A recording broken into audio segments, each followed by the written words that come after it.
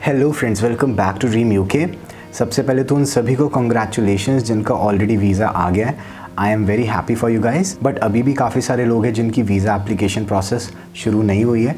तो आप में से जो भी लोग अभी तक अपने डॉक्यूमेंट्स या बायोमेट्रिक सबमिट करने नहीं गए हैं, ये वीडियो आपके लिए है। Because in this video I will tell you कि वीज़ा एप्लीकेशन सेंटर में होता क्या है। जैसे कि आपको पता होगा कि अगर आप अपनी ऑनलाइन वीज़ा एप्लीकेशन फ़िल कर लेते हो तो उसके बाद आपको अपने documents and biometrics UK visa application के लिए सबमिट करा के आने पड़ते हैं फिज़िकली। अगर आपने अपने डॉक्यूमेंट्स ऑनलाइन ही अपलोड कर दिए हैं VFS ग्लोबल की वेबसाइट पे, तो उस केस में आपको खाली बायोमेट्रिक्स देने पड़ते हैं। बट अगर आप ऑफलाइन डॉक्यूमेंट सबमिट कराने जाते हो तो आपको डॉक्यूमेंट सबमिट और बायोमेट्रिक्स एक साथ करने पड़ते हैं। तो जब आप अपनी वीज़ा एप्लीकेशन कंप्लीट कर लेते हो तो आपको सीधा यूके एम्बेसी या ब्रिटिश हाई कमीशन नहीं जाना होता इन चीज़ों को सबमिट करने के लिए।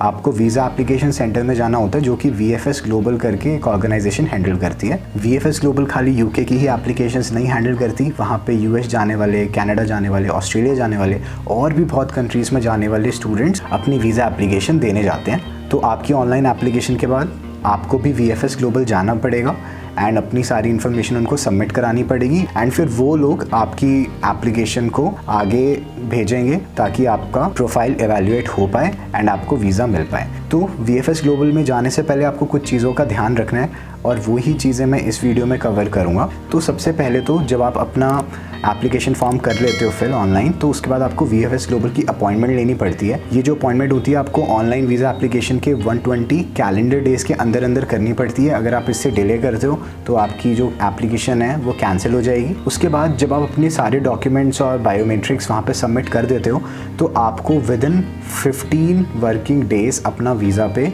डिसीजन मिल जाता है। याद रखना है 15 वर्किंग डेज़ है, तो सैटरडे संडे नहीं इंक्लूड होंगे इस काउंटिंग में। यूजुअली 15 वर्किंग डेज़ होते हैं, बट कभी कभी 20 डेज़ भी लग जाते हैं। तो इसी टाइम फ्रेम में आप अपना वीज़ा का डिसीजन एक्सपेक्ट कर सकते हैं। VFS ग्लोबल जाने से पहले आपको वहाँ पे 15 मिनट्स पहले जाना होगा, जो भी आपने अपॉइंटमेंट का टाइम लिया होगा उनकी वेबसाइट पर। एंड वहाँ पे जाते वक्त आपको अपना अपॉइंटमेंट कंफर्मेशन लेटर का प्रिंट आउट लेके जाना होगा। उसके अलावा आपको एक डॉक्यूमेंट चेकलिस्ट भी लेकर जानी होती है, जो कि आपको UKVI के एप्लीकेशन पोर्टल पे मिलेगी, जहाँ पे आपने ऑनलाइन वीज़ा एप्लीकेशन करी है।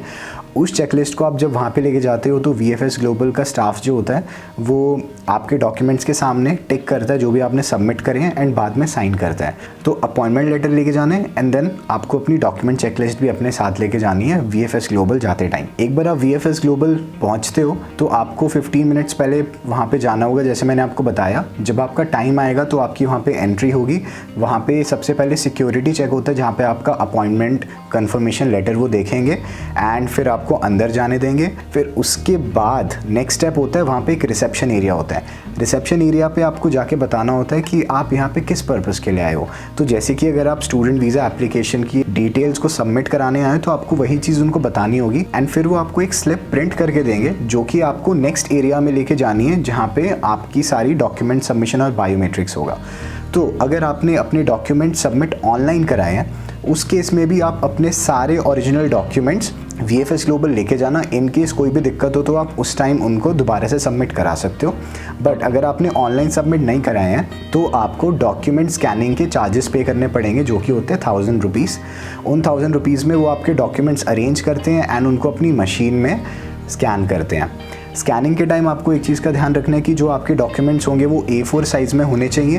बिकॉज अगर उससे बड़े आपके डॉक्यूमेंट्स होते हैं तो जो उनकी मशीन होती है उसमें वो स्कैन नहीं हो पाते। तो घर के पास कोई फ़ोटोकॉपी की शॉप होगी तो वहाँ से उसका प्रिंट आउट ले जाना A4 साइज़ में एंड साथ में ओरिजिनल डॉक्यूमेंट भी ले जाना। तो जब वो आपके डॉक्यूमेंट्स मशीन में डालते हैं तो एक एक डॉक्यूमेंट को वर्टिकली मशीन में स्कैनिंग के लिए डालते हैं एंड उस प्रोसेस में आपके डॉक्यूमेंट्स पे अगर पिन लगी होगी तो आपको वहाँ पे जाके हटानी पड़ेगी, जिससे डॉक्यूमेंट्स को भी डैमेज हो सकता है। तो इससे बेटर है कि आप उनको स्टेपल या पिन ना ही लगाओ। इसके अलावा आपके डॉक्यूमेंट्स लैमिनेटेड भी नहीं होने चाहिए, बिकॉज उसमें भी स्कैनिंग में दिक्कत आती है। VFS ग्लोबल स्पेसिफिकली बताता है कि लैमिनेटेड डॉक्यूमेंट्स को सबमिट नहीं कराना। तो लैमिनेटेड डॉक्यूमेंट्स के लिए भी आप पहले से ही घर के पास से कोई फोटोकॉपी करा सकते हो and photocopy and original documents दोनों को VFS ग्लोबल लेके जा सकते हो। एक बार आप अपने डॉक्यूमेंट सबमिट करा देते हो तो वहाँ पे आपको पेमेंट करनी पड़ती है। तो डॉक्यूमेंट स्कैनिंग के चार्जेस होते हैं ₹1000, बट उसके अलावा वो आपको बहुत सारी सर्विसेज सेल करने की कोशिश करेंगे जिसका कोई फ़ायदा नहीं होता।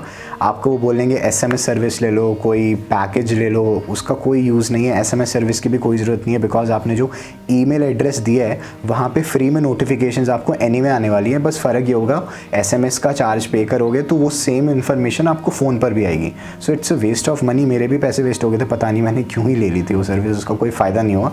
तो मैं आपको सजेस्ट करूँगा कि आप SMS सर्विस ना लो, बिकॉज ईमेल पे आपको नोटिफिकेशन आ जाएगी। उसके अलावा जो लास्ट चीज़ मुझे लगती है जो कन्वीनियंट है वो होती है डिलीवरी।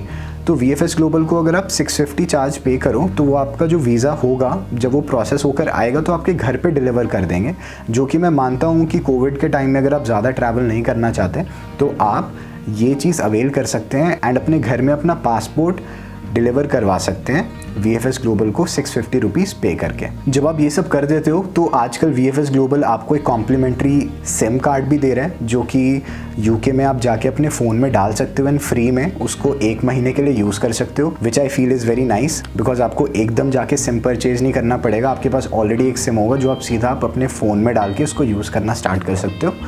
उसके अलावा आपको एक ट्रैवल इंश्योरेंस से भी रिलेटेड वो चीज़ देते हैं। आई एम नॉट श्योर कि उसका एग्जैक्ट पर्पस क्या होता है, बट अगर आपको वो मिले तो आप उसको देखना कि उसको आप कैसे यूज़ कर सकते हो।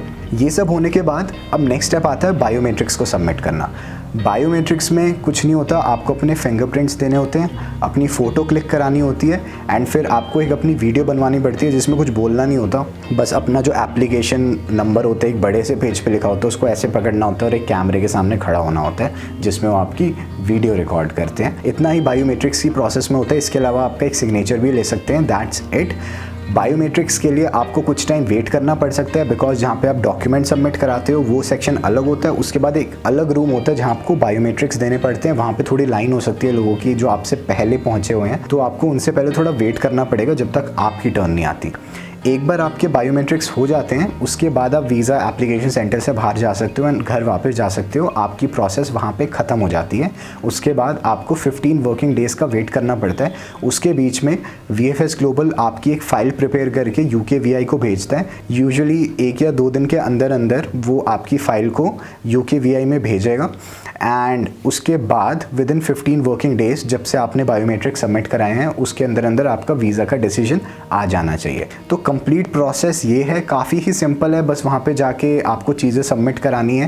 एंड कुछ लोग पूछ रहे थे VFS ग्लोबल में इंटरव्यू होता है कि नहीं स्टूडेंट्स का, तो VFS ग्लोबल में कोई भी इंटरव्यू नहीं होता। उस चीज़ के बारे में आपको बिल्कुल भी चिंता नहीं करनी है, बिकॉज अगर इंटरव्यू होगा भी तो वो ऑनलाइन होगा, VFS ग्लोबल के सेंटर में नहीं होगा। तो आज की वीडियो में इतना ही। अगर आपको इस वीडियो से हेल्प मिली हो तो please let me know in the comment section below. Like this video, subscribe to my channel and share it with your friends.